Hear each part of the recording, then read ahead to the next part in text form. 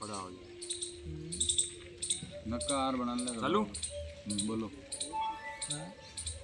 किसान भाइयों राम राम। राम राम राम राम।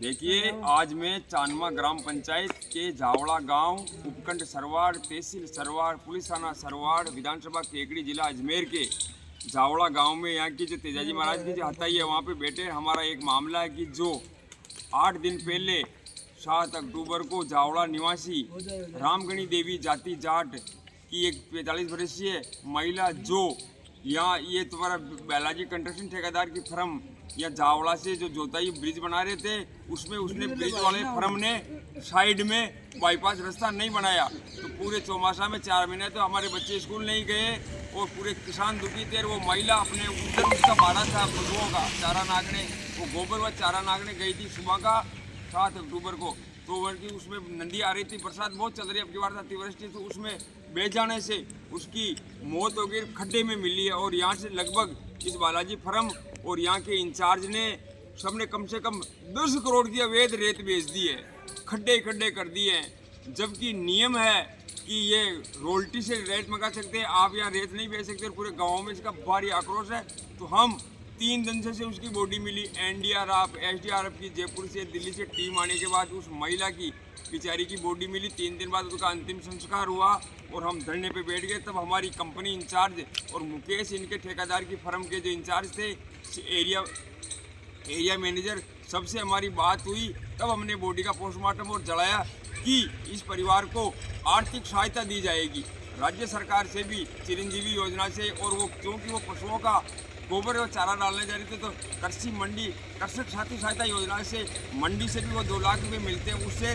लेकिन SDM की वजह में हमने फॉरवर्ड कराया और सरकारी सहायता हमें मिल जाएगी चिरंजीवी से, लेकिन अब कंपनी वाले आनाकानी कर रहे हैं और उन्होंने काम चालू कर दिया।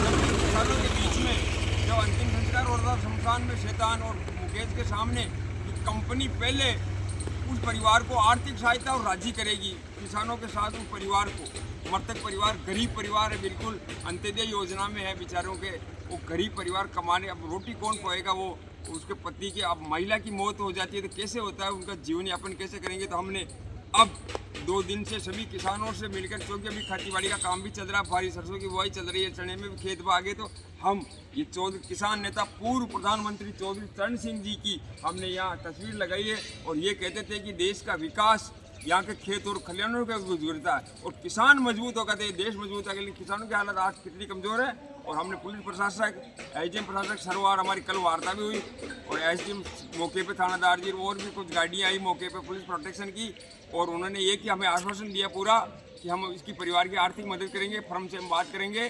तो हमारा ये कि धरना चालू है, ये सत्याग्रह बैठ गए हम और हमारा धरना लगातार चालू है, कल से चालू है। सुबह 8 बजे से हमारा धरना रात को 8 बजे तक चलता है और अब कोई 24 घंटे भी धरना चलाएंगे, 24 घंटा भी तैयार हो। और झावड़ा वासी आसपास में सभी अजमेर जिले के सभी किसानों से कहना चाहता हूँ कि एक फ़ोन कॉल पे जब अगर पुलिस प्रशासन के बल पर ये कंपनी काम चलाना चाहती है और परिवार को आर्थिक मदद नहीं करेगी तो तैयार है ना लड़ने के लिए। और अहिंसा परमो, हम अहिंसा से लड़ेंगे सत्याग्रह से। रघुपति राघव, राजा राम, पवन सीताराम, बालाजी वाले फर्म को दे सत्यमती दे भगवान, हम लड़ रहे हैं। और सभी किसानों, और आगामी 16 अक्टूबर 2025 को अभी हमारी आशीष सोनी शहर RLP राष्ट्रीय लोकतांत्रिक पार्टी के अध्यक्ष हैं, नसराबाद से भी जितेंद्र भाई सोड, और यहाँ से या लोकल या RLP वाली टीम भी मदद कर रही है।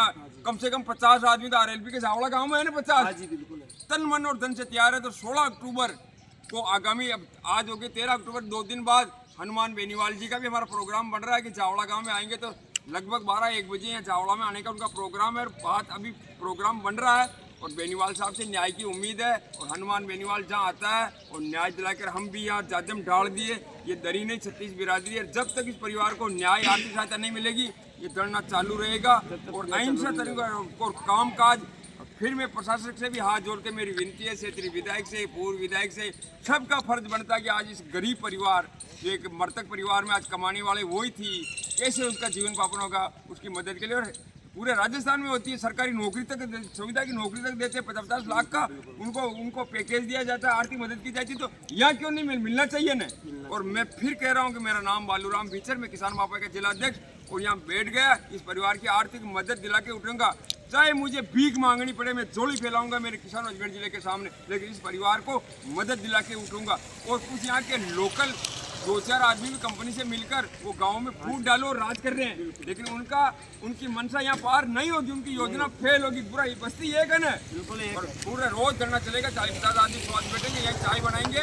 और मैं गाँव वालों से निवेदन करता हूँ आसपास, और 11 को 50,000 आदमी आते हैं नहीं यहाँ, तो सब आदमियों से निवेदन करता हूँ कि एक बार रामगढ़ी को न्याय दिलाना, आर्थिक मदद करनी है उस परिवार की। राम राम सा, मैं आपका अपना बालूराम बीच राम राम करो सब।